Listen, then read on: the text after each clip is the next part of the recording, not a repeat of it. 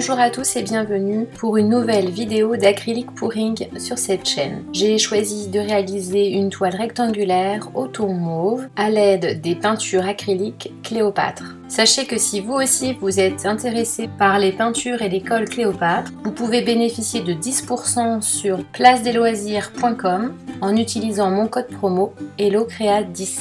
À la peinture acrylique Cléopâtre, j'ai ajouté environ 1/5 de vernis glacificateur. Mais j'aurais pu tout aussi bien utiliser la Cléocolle de chez Cléopâtre comme liant. J'ajoute à peu près 1/5 de vernis glacificateur, mais j'aurais pu aller jusqu'à 1/3. Je prépare énormément de peinture comme vous le voyez parce que je vais réaliser 3 tableaux. Là je vais vous en montrer un seul, donc ne soyez pas étonnés par la quantité de peinture bien évidemment. C'est beaucoup trop pour une seule toile. D'ailleurs, je ne vous ai pas encore donné les dimensions de celle-ci. Il s'agit d'une toile rectangulaire de 60 cm par 20 cm. Ensuite, je vais ajouter de l'eau progressivement à l'aide d'une pipette jusqu'à l'obtention d'une peinture fluide et liante. Pour un effet cellulaire, j'ajoute à ma peinture quelques gouttes d'huile de silicone, ici le Magic Plop de chez Cléopâtre. Dans un récipient bac verseur, je vais déposer ma peinture en alternant les couleurs, comme ceci. Et ensuite la verser en formant des petits tourbillons. On appelle ça du swirl pouring. C'est une technique que j'apprécie énormément, je trouve les effets vraiment très intéressants. Je manque un petit peu de peinture, du coup je vais ajouter un fond de blanc pour terminer la coulure sur ma toile.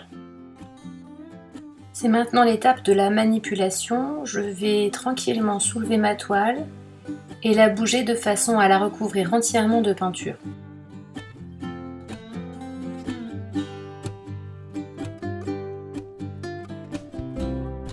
Et avec ce qui a coulé sur le côté, je vais venir combler les bords de ma toile 3D à l'aide de mes doigts. Vous voyez que je me suis quand même équipée de gants. On utilise des produits chimiques, de la peinture acrylique, du silicone, du vernis, etc. Donc c'est important quand même de manipuler la peinture avec les gants.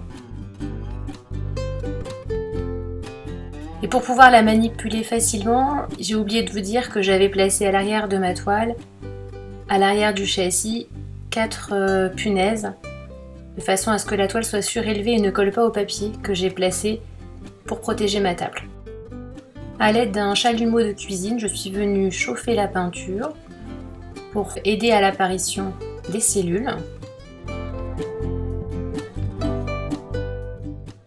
et également éclater les petites bulles d'air qui ont pu apparaître sur la peinture. Voilà, c'est terminé. Je vais vous montrer ce que ça donne en gros plan. Donc il y a des effets zébrés qu'on obtient en déversant la peinture de manière circulaire, en faisant comme des tourbillons, comme vous avez pu le voir tout à l'heure, et des cellules qui apparaissent grâce au silicone, mais surtout à la chaleur du chalumeau. Merci d'avoir regardé cette vidéo, j'espère qu'elle vous a plu. Si vous avez aimé, pensez à vous abonner. À bientôt!